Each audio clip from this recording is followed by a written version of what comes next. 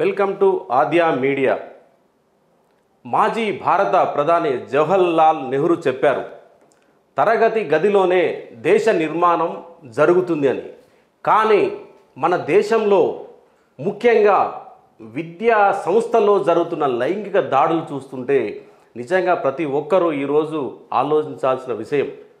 ఇంత దారుణ పరిస్థితులు ఎందుకు తయారవుతున్నాయి? విద్యా వ్యవస్థలో లోపాలున్నాయా? విద్యా వ్యవస్థను నడిపించే యాజమాన్యంలో లోపాలున్నాయా?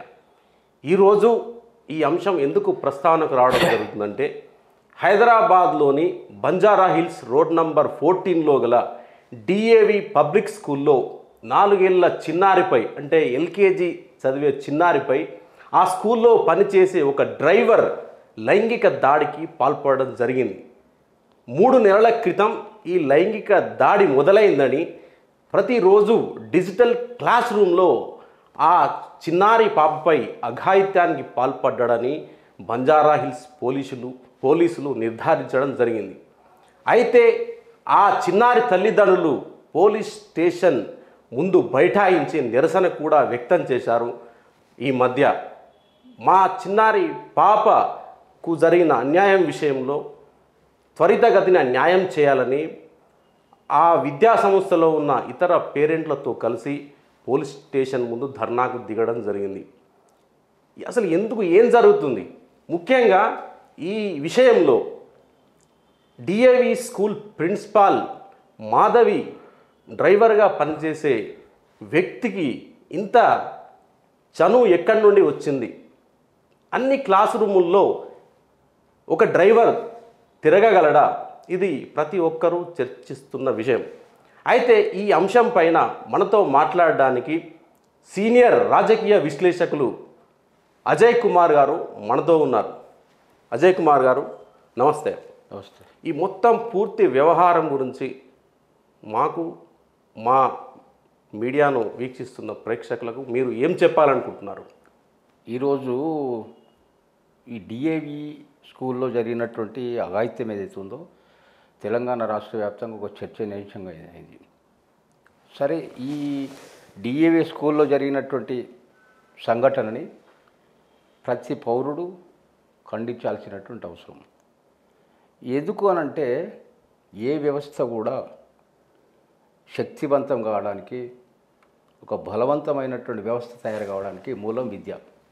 అవును, మీరు అన్నారు మాట, జవహర్లాల్ నెహ్రూ అన్నాడు అని చెప్పేసి. క్లాస్ రూమ్ నుంచి లేదంటే ఒక కుసుమాలు బయటకు వస్తాయి, వ్యవస్థకు మూలం అనేటువంటిది వాస్తవమే.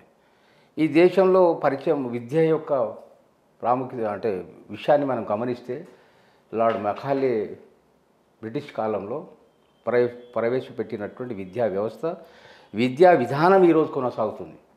అయినా కూడా 1980 వరకు కూడా ఈ భారతదేశంలో ప్రభుత్వ అధీనంలో ఉన్నటువంటి విద్యా వ్యవస్థ ఇది మరవదు. ప్రైవేట్ స్కూల్స్ లేవు అప్పటి వరకు. అంటే పర్మిషన్స్ ఇవ్వడం చాలా తక్కువ. అప్పుడు ఓకే. ఇప్పుడు మా బ్యాచ్ ఇక లాస్ట్, మాకంటే సీనియర్లు, ఇప్పుడు ఉన్నత స్థానాల్లో ఉన్నటువంటి వ్యక్తులందరూ కూడా ఒకప్పుడు ప్రభుత్వ స్కూళ్ళలో చదివిన వాళ్ళే, ఉన్నత విద్య కూడా అక్కడే అభ్యసించారు.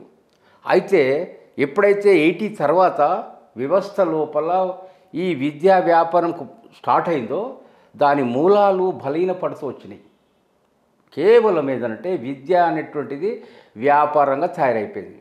నీ దగ్గర డబ్బు ఉంటే నీ పిల్లలు చదువుతారు, డబ్బు లేకపోతే ప్రభుత్వ స్కూళ్ళకు పోతారు. ఈరోజు ఉన్నటువంటి పరిస్థితి మనం తెలంగాణలో స్పష్టంగా చూడవచ్చు.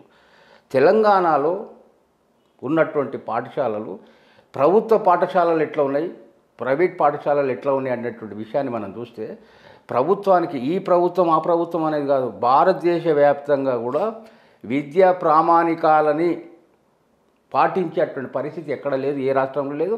ఈవెన్తో ఏంటంటే జాతీయ స్థాయిలో కూడా లేదు. కేవలం ఏంటంటే విద్యని వ్యాపారం చేయడం అనేటువంటిదే ప్రధాన అంశంగా ఉంది. మరి ఈ సంస్కృతి ఏదైతే ఉందో ప్రపంచంలో ఎక్కడ లేదు. ఎందుకు లేదు అనంటే, విద్యని ఉచితంగా ఇటువంటి దేశాలు ఎక్కువ ఉన్నాయి.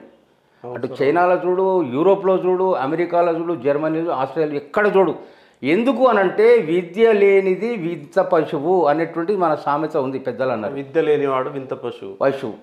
ఈరోజు విద్యా వ్యవస్థ ద్వారానే ఆ ఇంజనీర్ కావాలన్నా, డాక్టర్ కావాలన్నా, లేకపోతే ఆస్ట్రోనాట్ కావాలన్నా, స్పేస్ ఇంజనీర్ కావాలన్నా, నీకు ఏది కావాలన్నా విద్య అనేటువంటి మూలం. మీకు ఒక ఉదాహరణ చెప్తానండి. విద్య యొక్క మూలాలు ఎట్లా ఉండాలనే సిస్టంలో జపాన్ ప్రభుత్వం మీద ఈరోజు అంటే ఈ మధ్య కాలంలో అంటే ఒక 25 రోజులు నెల క్రితం ఒక ఆర్టికల్ వచ్చింది. అందులో ఏంటంటే స్కూల్లో అంటే క్లాస్లో ఉన్నటువంటి విద్యా వ్యవస్థ ఎట్లా ఉంటుందంటే ఆ క్లాస్లో ఉన్నటువంటి విద్యార్థులు తమ క్లాస్ రూమ్లని క్లీన్ చేసుకోవాలి. అయితే ఒకటి పర్యావరణం మీద అవగాహన కోసం వాళ్ళని పర్యావరణ వైపున ఆసక్తి పెంచుతారు. అట్లాగే కొన్ని సందర్భాలలో కార్మిక వాడలకు తీసుకుపోయి కార్మికుల యొక్క వ్యవస్థలు ఎట్లా ఉంటాయి అనేది అవగాహన కల్పిస్తారు. అంటే ఒక్కో రోజు ఒక్కో సబ్జెక్ట్ మీద ఇది ఆ కుర్రోడికి కానీ ఆ బాలుడికి కానీ తన యొక్క మానసిక స్థితి దీంట్లో ఎంత బలమైనటువంటి ముద్ర వేస్తుందంటే తన క్లాస్ రూమ్ అంటే తన పని తాను చేసుకోవాలి అనేటువంటిది ఒక దృఢ సంకల్పం పునాది అక్కడ పడుతుంది. ఈరోజు ఉన్నటువంటి పరిస్థితి ఎట్లా ఉంది? మన దగ్గర కేవలం ఏంటంటే డబ్బు వారేస్తే సర్వం ఏంటంటే అందించేటువంటి పరిస్థితి. ఈ ప్రభుత్వాలు ఎట్లా తయారైనంటే ఉదాహరణ చెప్తా, ఇప్పటి వరకు కూడా ప్రభుత్వం ఆలోచించేటువంటి పరిస్థితి ఏదైతే ఉందో కేవలం ఏంటంటే ప్రభుత్వ పరంగానే ఆలోచిస్తున్నాయి. మాకు కాలేజీల నుంచి కానీ స్కూళ్ళ నుంచి వెళ్ళి కావాలి కానీ రాయల్టీలు కానీ దానికి సంబంధించినటువంటి రుసుములు కానీ అందుతున్నాయి, అంత మేరకే అది. ఇక నువ్వు ఏం చేస్తున్నావా, ఏం చేయబోతున్నావా, ఏం అనర్థానికి దారి తీస్తుందా అనేటువంటి విషయం పట్టించే పరిస్థితి లేదు. ఇది ఒక్క దరిద్రం పరిస్థితి ఏదైతే ఉందో భారతదేశంలో ఏ రాష్ట్రంలో ఇది ఇంత ఒక ఇన్సిడెంట్ జరిగితే కనీసం మంత్రి అయినా లేతే ఒక తీవ్రతను బట్టి ముఖ్యమంత్రి అయినా పోయి ఆ బాధితులను పరామర్శించేటువంటి పరిస్థితి ఉంటుంది. కానీ ఇక్కడ ఉన్నటువంటి మొద్దు నిద్రపోయేటువంటి ఈ ప్రభుత్వము దున్నపోతు మీద నీళ్ళు చల్లినా కూడా చలనం లేనటువంటి ప్రభుత్వం కాబట్టి సహజంగా అది ఉంటుంది. ఎవడు ఎట్లా పోతే ఏంటిది, ఎవడు చస్తే ఏంటిది, ఎవడు ఏం అయితే ఏంటిది. ఈరోజు సరే కేసు ఒక సంఘటన జరిగినప్పుడు చట్టం పని తాను చేసుకోపోతుంది. పోలీసు వాళ్ళు ఎంటర్ అవుతారు, దాని ఎవిడెన్స్ సంపాదిస్తారు, బాధితులని ఇంటర్గేషన్ చేస్తారు, అన్నీ కేసు బుక్ చేస్తారు, ఫైల్ చేస్తారు. కానీ సమాజంలో ఇట్లాంటి అనార్థాలు ఎందుకు జరుగుతున్నటువంటి విషయం ప్రభుత్వము చొరవ చూపాలి. ఇవాళ సామాన్యులకు జరుగుతుండొచ్చు, రేపొద్దుగాల మంత్రులకు జరగవు అనేది ఏం గ్యారంటీ లేదు. ఇవాళ సెక్యూరిటీ ఉంటుండొచ్చు, నీకు ముంగట 10 మంది వెనక 10 మంది అటుపక్క ఇటుపక్క 20 మంది పెట్టుకొని నువ్వు సెక్యూరిటీ ఉంటుండొచ్చు. కానీ ఏదో ఒక రోజు నువ్వు కూడా ఒక కామన్ మ్యాన్గా మారుతావు కదా. మరి ఆ రోజు పరిస్థితి ఏంటిది? ఇవాళ ఒక సామాన్యులకు జరిగింది కాబట్టి ఒక స్టేట్మెంట్, మంత్రి చచ్చిపోయినాడండి, విద్యాశాఖ మంత్రి చచ్చిపోయిందా, అసలు రాష్ట్రంలో ప్రభుత్వం ఉందా?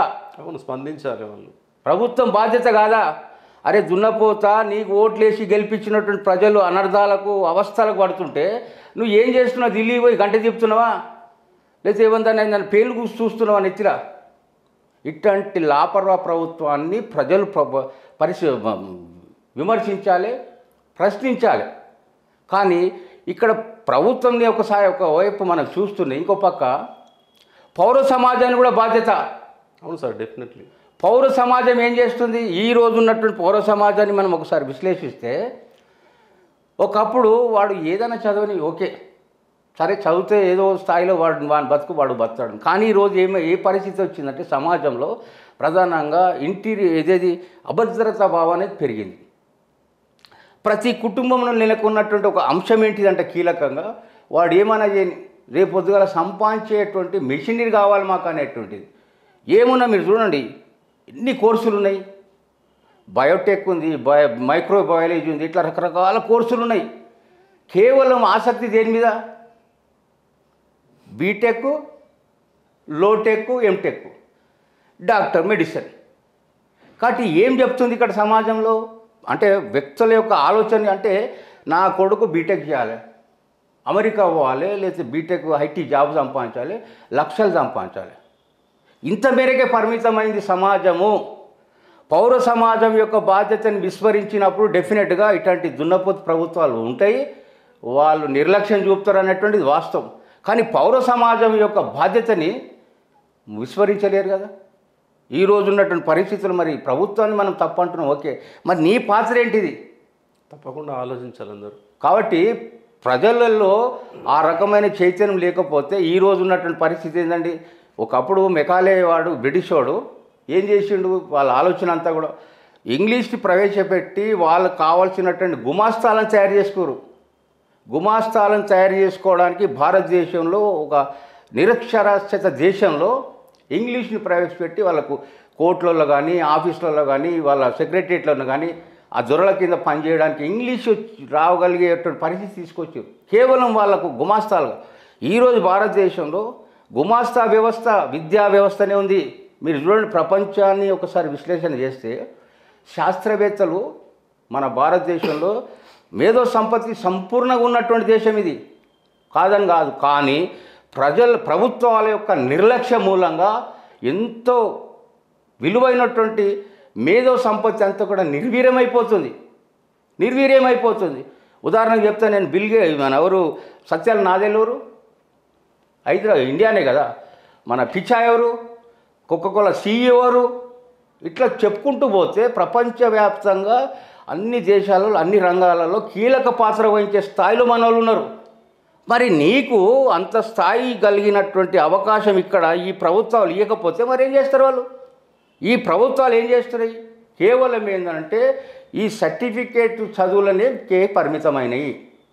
కాబట్టి విద్యా వ్యవస్థ అనేటువంటిది ఎట్లుండాలి? ఒక శాస్త్రీయత ఉండాలి, సృజనాత్మకంగా ఉండాలి, వాతావరణం మీద అవగాహన కల్పించాలి, సైన్స్ యొక్క ప్రాముఖ్యతను చెప్పాలి. సైన్స్ ఇప్పుడు మీరు యూరోప్లో చూడండి, క్రిస్టియానిటీ ఉంది, ఇవ్వని భక్తి వానికే, కానీ వాళ్ళు ప్రియారిటీ ఇచ్చేది దేనికి? సైన్స్కి ఇస్తారు. అవును సార్, అవును.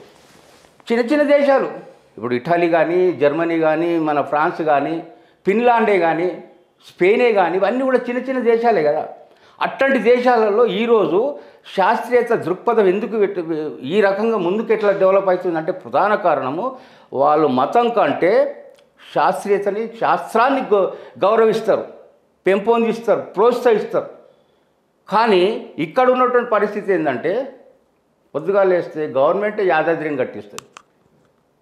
కాబట్టి నేను దాన్ని వ్యతిరేకిస్తలేను. పాయింట్ ఏంటంటే భక్తి వేరు, శాస్త్రం వేరు. ఏ ప్రభుత్వమైనా ఏ దేశమైనా అభివృద్ధి కావాలంటే దానికి మూలాలు ఏవైతే ఉన్నాయో ఫౌండేషన్స్ శాస్త్రమే. శాస్త్రాన్ని మరిచి ఏదో గాలిలో కబుర్లు చెట్టు మీద ఇస్తరాకులు కుట్టేటువంటి పరిస్థితి ఏర్పడుతుంది. ఇప్పుడు నేను ఒక ఉదాహరణ చెప్తా. అమెరికా అనేటువంటిది వలసల దేశం, అది నీకు చారిత్రక నేపథ్యం లేదు ప్రపంచంలో.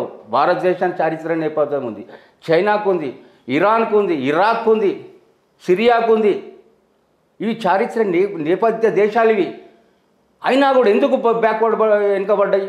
ఒక చైనా తప్ప ఈ మిగతా దేశాలన్నీ కూడా వెనుకబడతానే ఉన్నాయి. మరి అమెరికా వలస దేశం మీద ఆధారపడ్డా కూడా వాడు దేన్ని ప్రాముఖ్యత ఇస్తాడు? ప్రపంచ క్రిస్టియానిటీని కంట్రోల్ చేస్తాడు ఒక పక్క, బాగా అంత మేరకే. కానీ అన్నిటికంటే ముఖ్యము శాస్త్రాన్ని గొప్పగా విలువయిస్తాడు. టాలెంట్ ఉన్నోడు ఉంటే ప్రపంచంలో ఏ మూలను ఉండని వాడు వానికి సరైనటువంటి గౌరవం, స్థానం కల్పిస్తాడు. వాని దగ్గర మేధో సంపత్తిని ఉపయోగించుకుంటాడు వాడి దేశానికి, తద్వారా లాభపడతాడు. ఇది అమెరికా యొక్క స్టైల్.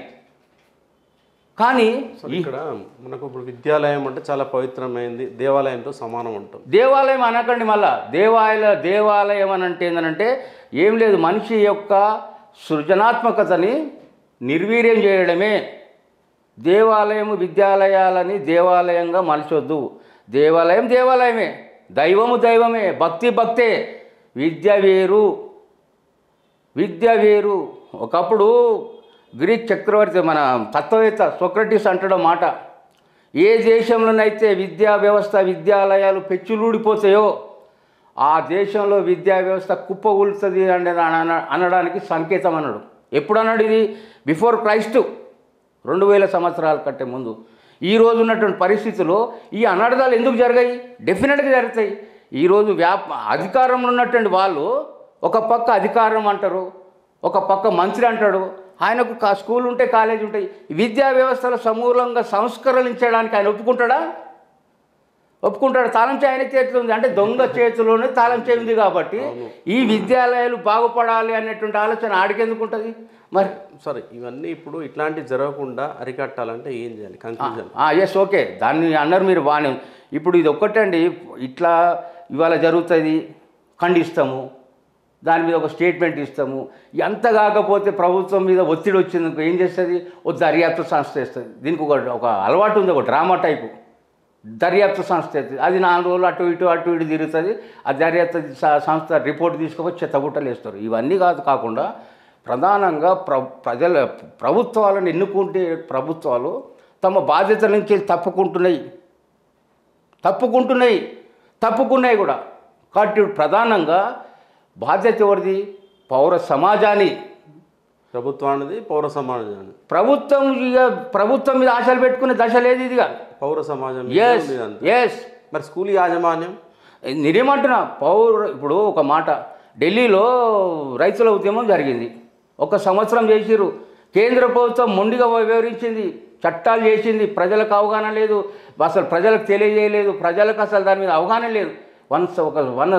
ఒక సంవత్సరం వాళ్ళు పోరాడారు, రద్దయినాయా లేవా? కాబట్టి పౌర సమాజం కదలనంత మేరకు ఈ దున్నపోతు నిద్రపోతున్నటువంటి ప్రభుత్వాలకు కనువిప్పు కాదు. ఒకవేళ ప్రభుత్వాలు ఇది చేసినా కూడా దానివల్ల ఉపయోగం లేదు. అది తాత్కాలికమైన ఒక గాయం మీద మొలం రుద్దడమే. ఇవన్నీ కూడా ప్రజలని నిండా ముంచడం కాదు, వ్యవస్థని నిర్వీర్యం చేసేటువంటి మూర్ఖులు ప్రభుత్వ పాలకులు కాదు వీళ్ళు. వ్యవస్థని నిర్వీర్యం చేసి బలహీనపరిచేటువంటి మూర్ఖులు. కాబట్టి వీళ్ళు ఏదో సమాజాన్ని మేలు చేస్తారని అనుకోవడం భ్రమ. ఈ రోజు ఉన్నటువంటి బాధ్యత, ప్రధానంగా బాధ్యతనే కాదు, వాళ్ళ దగ్గర ఉన్నటువంటి శక్తి అట్లాంటిది. నువ్వు ప్రభుత్వాన్ని ఎన్నుకోవడానికి నీకు ఒక ఇది ఉన్నది కాబట్టి, హక్కు ఉన్నది కాబట్టి, బాధ్యత ఉంది కాబట్టి, అదే ప్రభుత్వాన్ని దించే బాధ్యత లేదా నీకు? తప్పకుండా ఉంటుంది. ఎస్, అది గుర్తించాలి ఈ పౌర సమాజం. కాబట్టి ఇట్లాంటి అనర్థాలు జరగకుండా ప్రభుత్వం ఒక పక్క ఏం చేస్తుందో మనం చూస్తున్నాం.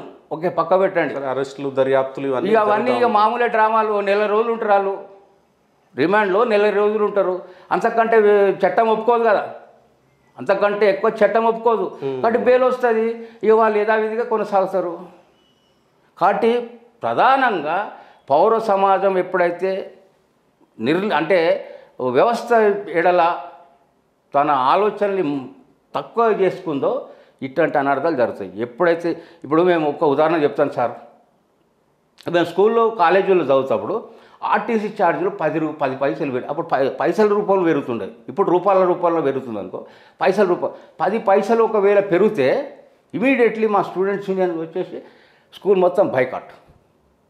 రోడ్ల మీదకి వచ్చేందనంటే బస్సులు, అది ఆస్తి మనది అయినా కూడా సరే, ఆ రోజుల్లో ఆ రకమైనటువంటి ఉత్తేజం ఉంటుంది కాబట్టి బస్సులు ధ్వంసం అయిపోతుంది.